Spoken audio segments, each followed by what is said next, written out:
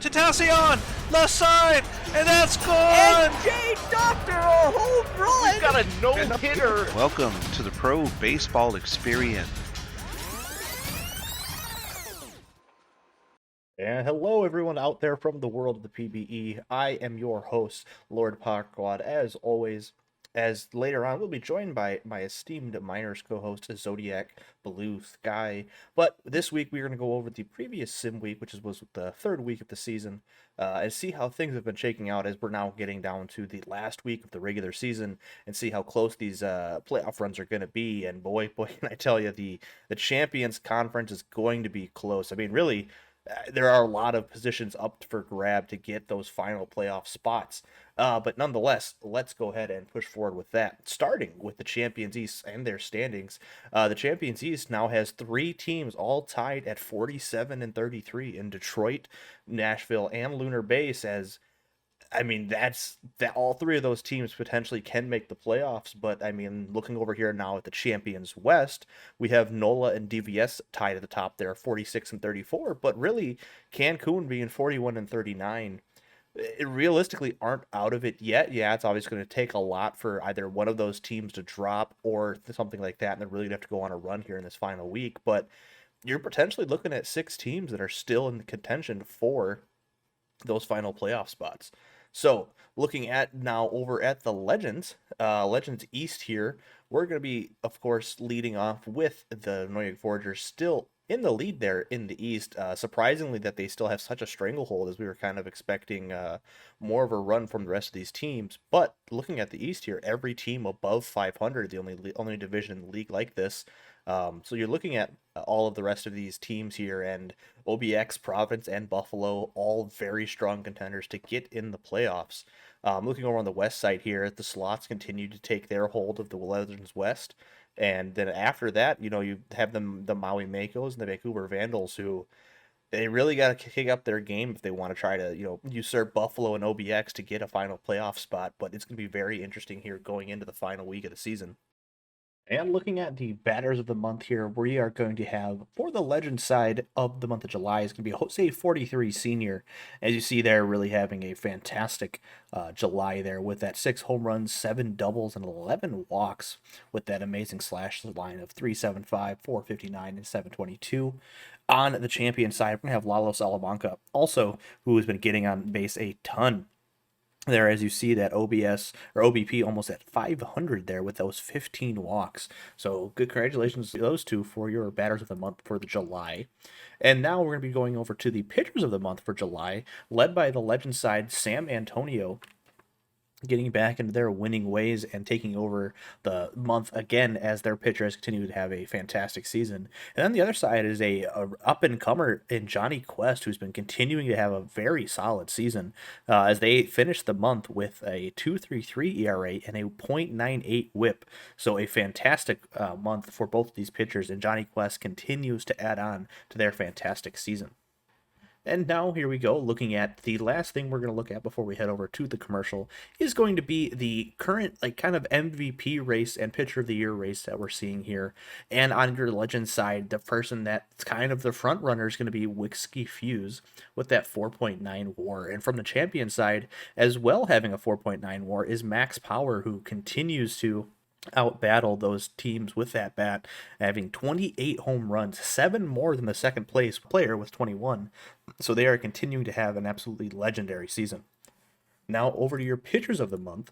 We have 2 fantastic pitchers as Athena Arya for the Legend side with their 4.6 R WAR, 1 whip, and a 2.73 ERA, as they kind of had a rough start to the season in there in OBX, but have now battled back to be right where you expected them to be as one of the best pitchers in the league. Now, not exactly a surprise, but I would say a surprise as to how good they've been, as Mano Wright continues to have a absolutely fantastic season with a 5.5 R WAR, 2.14 ERA, and a .93 whip, as they are continuing to dominate week in and week out this season, and really going to be hard to beat for that pitcher of the year race. But now we're going to head it over to the commercial break before we go to our fantastic Zodiac, Blue Sky, and the minors. I'll see you guys back in a bit. When you're alone at night and you give yourself permission to be honest with yourself, do you ever wonder if there truly is a God out there, ruling over all of the smooth and creamy purees of cooked, mashed chickpeas, tahini sesame paste, lemon juice, and garlic? Doesn't it seem odd to you that a cosmic power of creation would have so narrow a focus? When you look into the deepest, most hidden portion of your heart, don't you sometimes hear a whisper that hummus is not even the tastiest food in the world?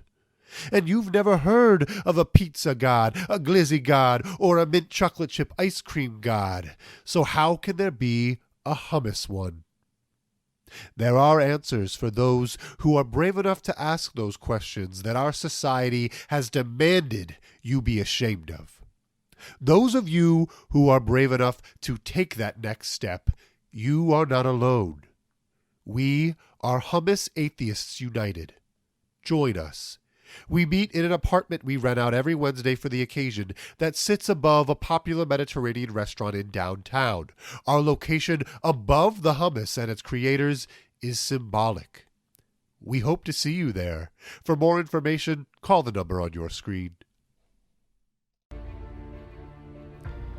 Ladies and gentlemen, welcome to the season's 7th inning stretch.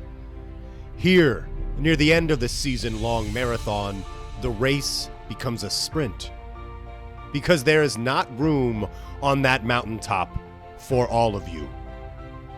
In just 1 week's time, the first eliminations will be made and dreams will be ended. Up here, this close to the end, there is no room for mistakes. In fact, there's not even room for good. The playoffs will only accept the great. Are you ready?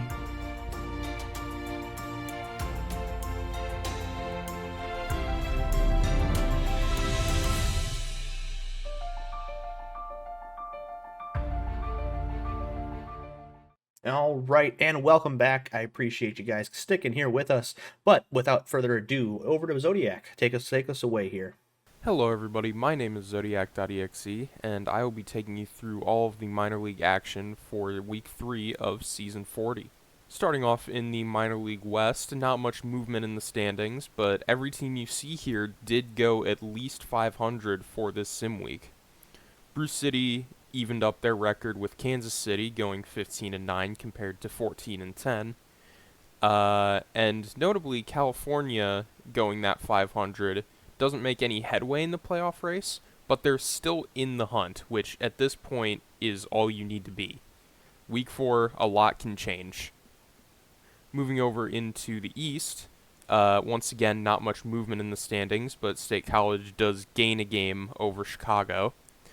As a collective, though, they weren't so lucky, with Florida, Puerto Rico, and Louisville all having well below 500 records for this sim. This is notable for the playoff race because Puerto Rico and Louisville both are now 3 games behind that last team in, and Florida is that last team in, but only 1 game safe above Amarillo. Moving on to your players of the month, the batter award goes to Allison Chains of the California Firehawks, who on the month hit a .423 average with 28 RBIs and 8 home runs. That 8 home runs being very significant because they are currently on pace to tie the home run mark for a single season, currently an untied record held by Bob Gibbles at 36. Chains has 27 entering this week, needs 9 to tie and 10 to set a new record. For your pitcher of the month, that award will go to Tommy Vanderhunken of the Kansas City Hepcats. They had a very, very strong month of July, going 3-0 with a .76 ERA, a 1.09 WHIP, and 11 strikeouts. Very strong week and a very deserving winner of the award for the month. Moving on to our strongest batters, which we will now be calling our MVP chase. Our current leader in WAR is Bob Catter of the State College Swifsteeds with 4.0. On the season so far, they've hit a .369 average with 10 home runs and 62 RBIs. To be one of the leading hitters of that very strong offense, I think is very commendable. For our other MVP chase, we have Manuel Bang of the Florida Flamingos, who hits only 8 points behind Bob Catter with a 361 average, with 7 home runs and 33 RBIs, good for 3.6 WAR. Moving on to Pitcher of the Year frontrunners, State College Swifties ace Ryan Knock has a pretty substantial season going on, currently sitting at a 9-1 record with a 3.16 ERA and a 1.23 WHIP, which is good enough for a massive 3.9 RWAR. The runner-up so far is Kansas City Hepcats hurler Tommy Vanderhonken, who sits at an 8-3 record with a 3.29 ERA and a 1.35 WHIP, which is good for a very strong 2.9 RWAR. Moving on to a couple of interesting games. On July 13th, All of the Girls You Loved Before threw a one-run complete game against Anchorage. Along the way, the Girls You Loved Before collected 4 strikeouts and only allowed 1 earned run on 2 hits and a walk. The State College offense wasn't slacking that day by any means, collecting 6 runs on 12 hits, but it was another very strong pitching performance among a lot of very strong pitching performances both this week and in the weeks prior. But speaking of very strong combined pitching performances, on August 7th, California threw a combined no-hitter against the Florida Flamingos. The combined no-hitter was started by Keep a Secret, before being middle relieved by Jose 43 24/7 and closed out by Indiana Paulus. For the California offense, Papa Emeritus was the leader, collecting his 57th stolen base and his 3rd home run of the season. But the California offense did not actually face too much resistance from the Florida pitching staff, who could not collect a strikeout on that game, unfortunately. And that will be it for your minor league action. Thank you so much for watching, and we'll see you for the playoff primer next week. All right. Thanks, Zodiac. I appreciate you finishing off the minors there for us. Folks, I appreciate you all watching. And like I said, this upcoming week, the last week of the regular season, it's going to be one heck of a race here as the playoffs come closer and those spots begin to fill up and the magic numbers start to happen. So stick tuned through this week as see how the season 40 playoffs will shake out. Thank you guys, and we will see you all next time.